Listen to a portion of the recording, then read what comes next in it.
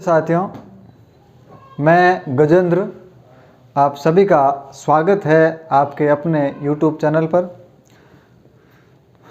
कुछ समस्याएं आ रही होगी आपको, वीडियो कंटिन्यू नहीं आ रहे हैं।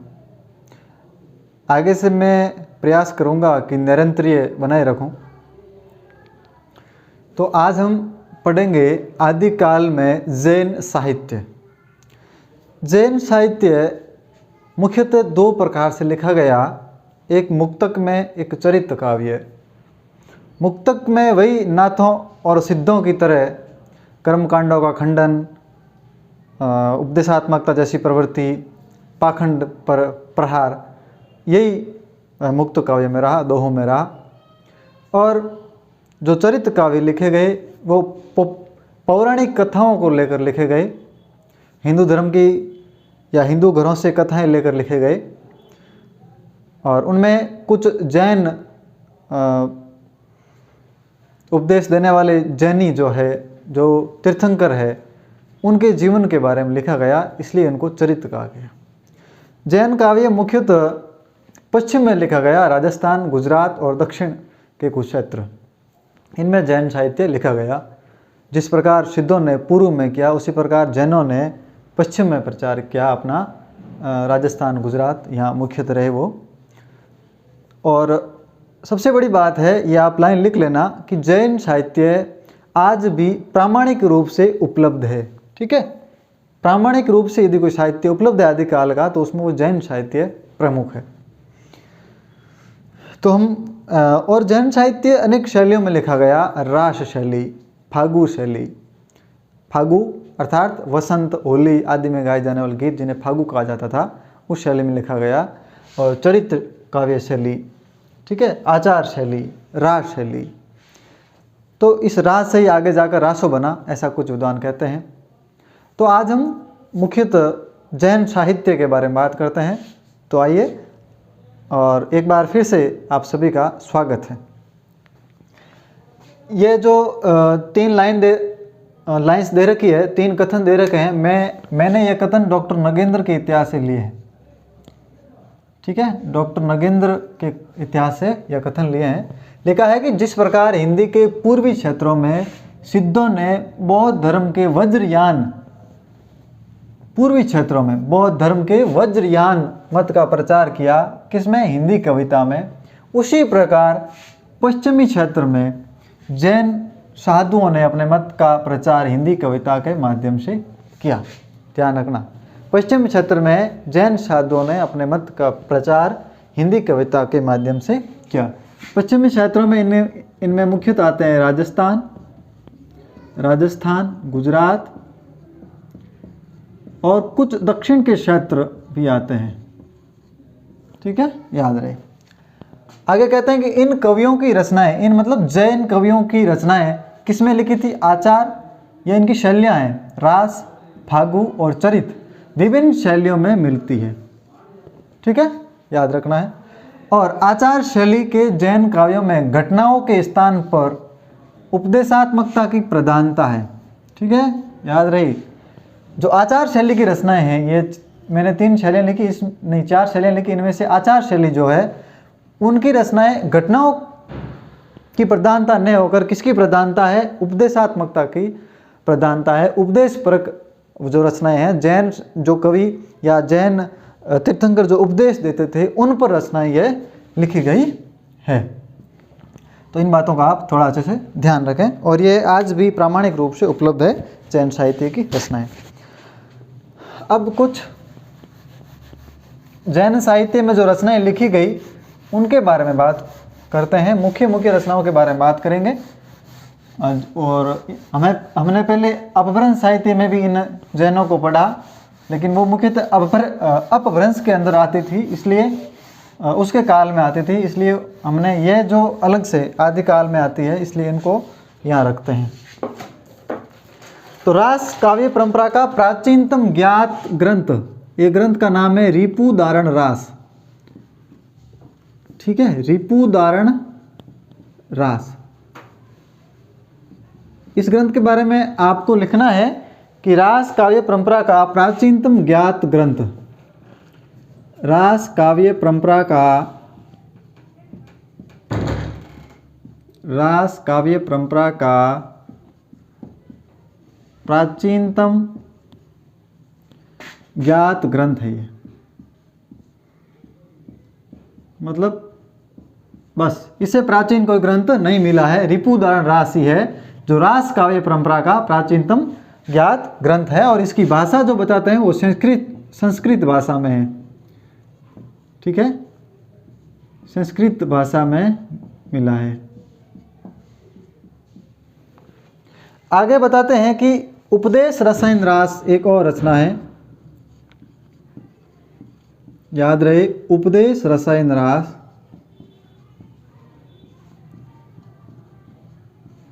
इसके बारे में कहा जाता है कि अपभ्रंश भाषा का सर्वप्रथम रास ग्रंथ, अपभ्रंश भाषा का सर्वप्रथम रास ग्रंथ। इसके जो रचनाकार है, इसके रचनाकार का नाम नहीं पता चला है, रिपुदारण रास का प्राचीनतम ज्ञात ग्रंथ। लेकिन उपदेश रसायन रास जो है इसके रचनाकार है जीनी दत्त सूरी, या कहीं पर जीन दत्त भी लिखा है, अपन लिख देते हैं जीनी दत्त सूरी। इनका प्रश्न पूछा जा चुका है आरपीएससी में। ये जीनी, इनमें से कौन सा सुमेलित नहीं है, ऐसा करके 4 प्रश्न पूछे थे।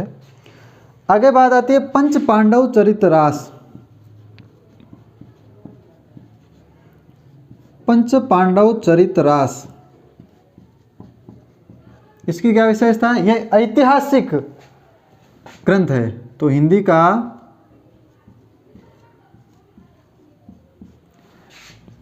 प्रथम ऐतिहासिक ग्रंथ, हिंदी का प्रथम ऐतिहासिक ग्रंथ।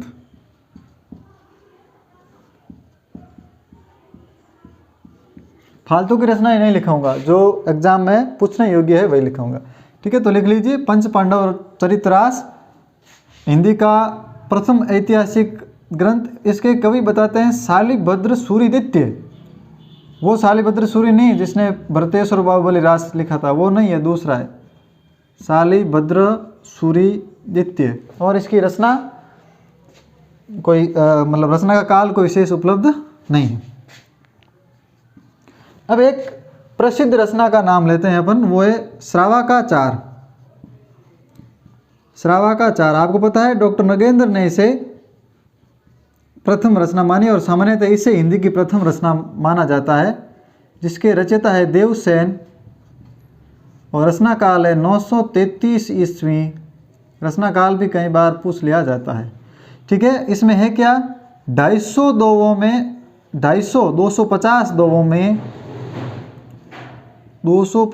दोवों में श्रावक, जैन जैसा ही धर्म है कोई, तो श्रावक धर्म का वर्णन किया गया है।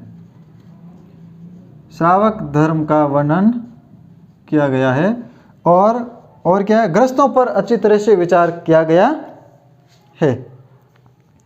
ठीक है, ग्रस्त के कर्तव्यों पर विचार किया गया। ग्रस्त जो घर बसा, मतलब जिसका घर बसा हुआ है, ठीक है, ग्रस्तों के, यहाँ लिख लेना, ग्रस्तों के कर्तव्यों पर विचार किया गया है। विस्तार से, व्यापक विचार किया गया, ग्रस्तों के कर्तव्यों पर विस्तार से विचार किया गया। और यह है कि इसमें 2 वाद छंद में लिखित है, ध्यान रखना। श्रावकाचार 2 वाद छंद में रचित है, 2 हाथ छंद में। ठीक है, तो श्रावकाचार देवसेन 933 ईस्वी, 250 छंदों में श्रावक धर्म का वर्ण है, ग्रस्त के कर्तव्यों पर भी विचार किया गया है, 2 वाद छंद में है, और सामान्यतः हिंदी की प्रथम रचना मानी जाती है। और देवसेन ने कुछ अन्य ग्रंथ लिखे थे, यहाँ लिख लेना, अन्य देवसेन के अन्य ग्रंथ, देवसेन के अन्य ग्रंथ, जिसमें आपके हैं लघु नय चक्र, लघु नय चक्र और दर्शन सार। ये 2 अन्य ग्रंथ इनके बताए जाते हैं, लघु नय चक्र और दर्शन सार। इन रचनाओं का आप ध्यान रखें, बस नाम याद रखें, और ये जितना मैंने मैटर लिखा रखा है उतना ही ध्यान रखें। बाकी ज़्यादा गाइडों में उल जुलूल बहुत सारा दे रखा है, उससे कोई मतलब नहीं है, क्योंकि जो प्रश्न बनाने वाला है वो कभी गाइड नहीं उठाता। आरपीएससी जैसे संस्थान या डीएसएसबी या कोई भी संस्थान हो, एनवीएस, केवीएस, वो अच्छी पुस्तक उठाता है, जो प्रामाणिक पुस्तक है उनको उठाता है। डॉक्टर नगेंद्र जैसे इतिहास को उठाता है, शुक्ल जैसे, हजारी प्रसाद द्विवेदी जैसे इतिहास ग्रंथों को उठाते हैं और प्रश्न बनाते हैं। अब आती है बात भृतेश्वर बाहुबली रास की। किसकी बात आती है भाई? भृतेश्वर बाहुबली रास बहुत ही प्रसिद्ध रचना है और एग्जाम में कई बार पूछी गई है। भरत और बाहुबली, भृतेश्वर और बाहुबली का वर्णन है इसमें, भृतेश्वर बाहुबली रास। ठीक है, भृतेश्वर बाहुबली रास। इसके रचनाकार है शालिभद्र सूरि। वो शालिभद्र सूरि द्वितीय नहीं, ये शालिभद्र सूरि है, जिसको आपको पता है डॉक्टर गणपति चंद्र गुप्त ने हिंदी का पहला कवि माना था। तो इसका रचनाकाल आपके 1184 ईस्वी। ठीक है, 1184 ईस्वी। और रचयिता कौन है भाई? शालिभद्र सूरि। बताया जाता है कि इसमें 205 छंदों का खंड काव्य है। ये 205 छंदों का खंड काव्य है भृतेश्वर बाहुबली रास। इसमें भृतेश्वर और बाहुबली के युद्ध का वर्णन है, ऐसा बताया जाता है। आगे आपके एक और प्रसिद्ध रचना आती है जिसका नाम है चंदनबाला रास। इसने शालिभद्र सूरि ने कई बार नाम आता है कि बुद्धिरास भी लिखा, तो वो भी आप लिख लेना, शालिभद्र सूरि का बुद्धिरास। चंदनबाला रास जो आसगु कवि का है, एक बार आप मिला लीजिए कि बुद्धिरास किसका है रचना, बुद्धिरास रचना किसकी है, ये आप एक बार पुस्तक में चेक करना। चंदनबाला रास आसगु कवि इसके लेखक है और रचना काल क्या है इसका? चंदनबाला रास, रचयिता आसगु कवि, और रचना लगभग 1200 ईस्वी के आसपास हुई है, 1200 ईस्वी लगभग। ये भी खंड काव्य है, 35 छंदों का छोटा लघु खंड काव्य है। कितने छंदों का? 35 छंदों का लघु खंड काव्य है। खंड काव्य महाकाव्य के मतलब बारे में आपको मैंने पहले बताया था। ठीक है, 35 छंदों का लघु खंड काव्य है और इसमें एक करुण रस का वर्णन है। किस रस का? करुण रस की प्रमुखता है। करुण रस, 9 रसों में जो करुण रस होता है उसकी प्रमुखता इसमें है। आगे एक और रचना इंपॉर्टेंट आरपीएससी पूछ चुकी है, स्थूलिभद्र रास। स्थूलिभद्र रास, स्थूलिभद्र रास के रचनाकार जीन धर्म सूरि।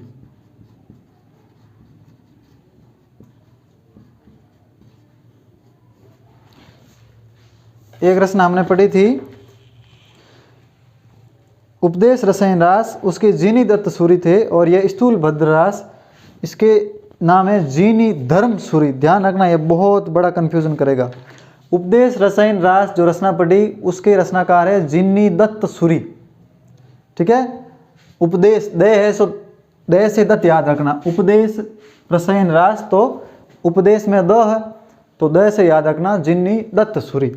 और इसमें स्थूलिभद्र सूरि, स्थूलिभद्र रास है तो इसमें भ से याद रखना, इसमें द है, धर्म सूरि, ब से ध याद रखना, ऐसे कॉम्बिनेशन बिठा के। तो स्थूलिभद्र रास के जीन धर्म सूरि रचनाकार है और उपदेश रसायन रास के जीनी दत्त सूरि है। अच्छे से याद रखना, नहीं तो ये एग्जाम में कंफ्यूजन करेगा। रचनाकाल इसका 1209 ईस्वी के आसपास, 1209। ठीक है, 1209। स्थूलिभद्र रास जीनी धर्म सूरि, उपदेश रसायन रास जीनी दत्त सूरि। एक और रचना इंपॉर्टेंट है कि रेवतगिरी रास।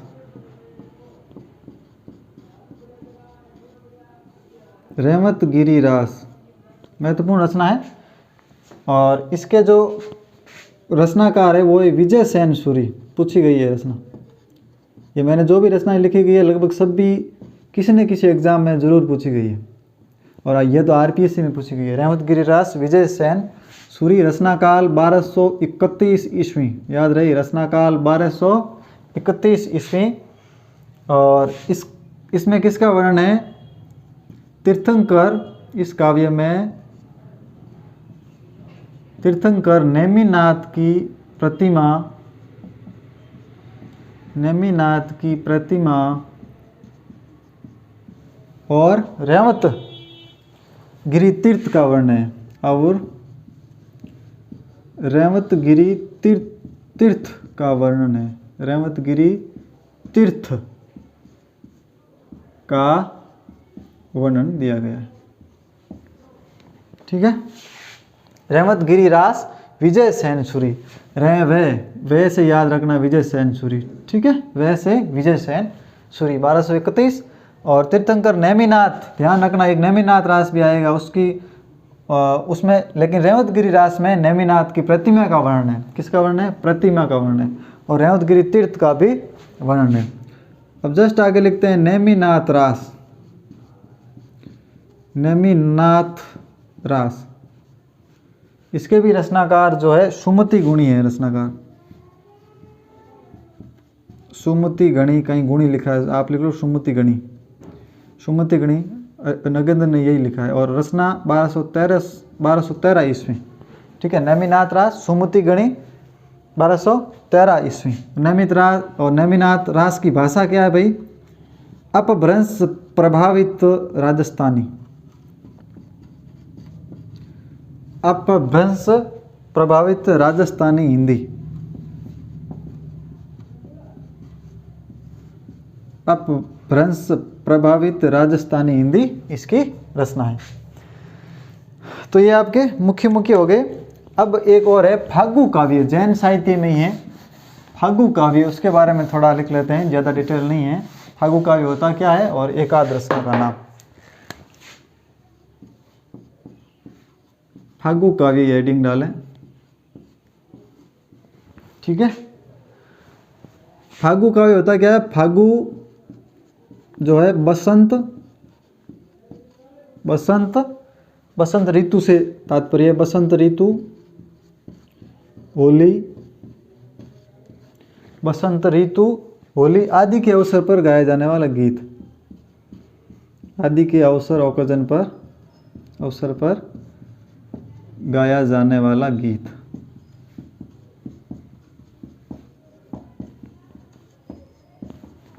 ठीक है, बसंत ऋतु, होली आदि के अवसर पर गाया जाने वाला गीत है फागु। ठीक है, तो इतना ध्यान रखें। मादक गीत है, एक बात ध्यान रखना, मद मतलब इसको सुनकर मोह, फागण कैसे को आप बोले, ठीक है ना, पर फागण अपने यहाँ फागण गाते हैं ना, जोर जी चंपावत घोड़ा बाजीरा में खड़िया हो। ये जो राजस्थान से बाहर के हैं उनके लिए बता दूं कि ये राजस्थान में होली के अवसर पर गाया जाने वाला गीत है, जिसे हम फागण कहते हैं, यही फागु है। ठीक है, और आगे आपका आता है कि सर्वाधिक प्राचीन फागु ग्रंथ कौन सा मिला है? सर्वाधिक प्राचीन फागु ग्रंथ, सर्वाधिक प्राचीन फागु ग्रंथ है आपके जिनी दत्त सूरीकृत, जिनी दत्त सूरीकृत।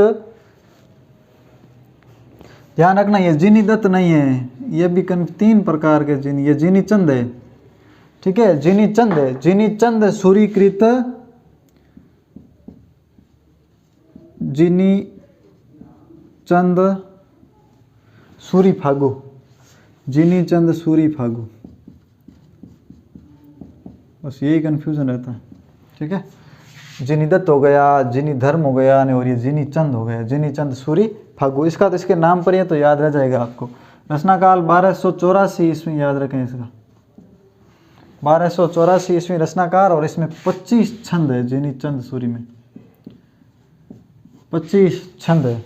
ठीक है, एक और है बसंत विलास फागु, यह भी एक प्रसिद्ध रचना है, बसंत विलास फागु, फागु काव्य की रचना है। और पूछ ले जैन साहित्य में की रचना कौन सी नहीं है, तो ये जैन साहित्य की रचना है। बसंत विलास फागु धर्मेतर फागु काव्य है, मतलब इसमें धर्म की कहीं चर्चा नहीं हुई है, ठीक है। धर्म के इतर है धर्मेतर, धर्मेतर में गुण संधि धर्म प्लस इतर, ठीक है। और ये बसंत विलास जो है श्रृंगारिक काव्य है। ये श्रृंगारिक ऐसे लिखते हैं शुद्ध, श्रृंगारिक, श्रृंगारिक काव्य, श्रृंगार प्लस एक प्रत्यय लगा। तो साथियों अब अपने जैन साहित्य पूर्ण हुआ। अब कल हम कुछ फुटकर रचनाएं जैसे लौकिक साहित्य के बारे में पढ़ेंगे, जिसमें विद्यापति, अमीर खुसरो आदि कवि है, अभी रचनाकार है। और उसके बाद में हम आदिकालीन गद्य साहित्य पढ़ेंगे, जिसमें उक्ति व्यक्ति प्रकरण जैसे राहुल वेल कृत, राहुल वेल जैसी रचना, ऐसे इन ग्रंथों के बारे में कल हम पढ़ेंगे। तो आज एक आपके लिए एक प्रश्न है, इस प्रश्न का जवाब आप अपने कमेंट बॉक्स में दें। इस वीडियो के कमेंट बॉक्स में, टिप्पणी बॉक्स में वो जवाब दें। यह प्रश्न आरपीएससी में पूछा गया है। प्रश्न है कि कौन सा विकल्प सुमेलित नहीं है, कौन सा विकल्प सुमेलित नहीं है, कौन सा विकल्प सुमेलित नहीं है।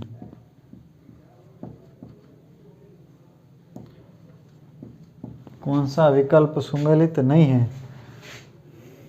तो ए नंबर है श्रावकाचार, ठीक है, Devsen. B option, B option है नेमिनाथ, नेमिनाथ रास,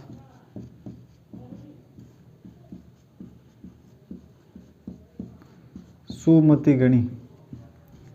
आप जब कमेंट करते हैं तो इसके बारे में कुछ विस्तृत डिटेल और भी बता सकते हैं, विवरण। और ए बी लिखें तो ठीक है, आपकी इच्छा है, लेकिन आप जो सुमेलित नहीं है उसका नाम भी लिखें, और जो उस रचना से सुमेलित नहीं है कवि तो उसका नाम लिखें, कौन सही है, मतलब सही कौन सा होगा, ठीक है। और भरतेश्वर बाहुबली रास, भरतेश्वर बाहुबली रास, जैसे कोई रचना सुमेलित नहीं है उस कवि से, तो उस रचना का रचनाकार कौन है वो भी लिखें, और यहाँ जो कवि दे रखा है उसकी कोई रचना है तो वो भी लिखें तो बेटर रहेगा। भरतेश्वर बाहुबली रास, शालिभद्र सूरी। एक और विकल्प है कि रेवत गिरिरास,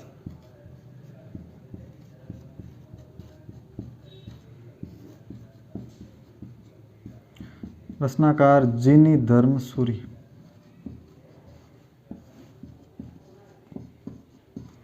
कौन सा विकल्प सुमेलित नहीं है, या लिख सकते हैं कौन सा विकल्प असुमेलित है, वो जो आपकी मर्जी है वो कर लें। तो साथियों ये प्रश्न है, इसका जवाब आप कमेंट बॉक्स में दें। और आप सभी का बहुत बहुत शुक्रिया, साथ बनाए रखिए। और साथियों विश्वास दिलाता हूँ कि आदिकाल पढ़ाने के बाद आप खुद को महसूस होगा कि पिछली जितनी भी भर्ती परीक्षाओं में आदिकाल के प्रश्न आ चुके हैं वो सभी मैंने कवर करने की कोशिश की है, और आने वाली भर्ती परीक्षा में कैसा प्रश्न बन सकता है उनको भी कवर करने की कोशिश की है। आप चाहे हिंदी विषय से किसी भी भर्ती परीक्षा की तैयारी कर रहे हैं तो मेरे साथ जुड़िए, बने रहे, आपको ज़रूर मतलब सफलता मिलेगी, ये मेरी शुभकामनाएं हैं। बहुत बहुत धन्यवाद, शुक्रिया।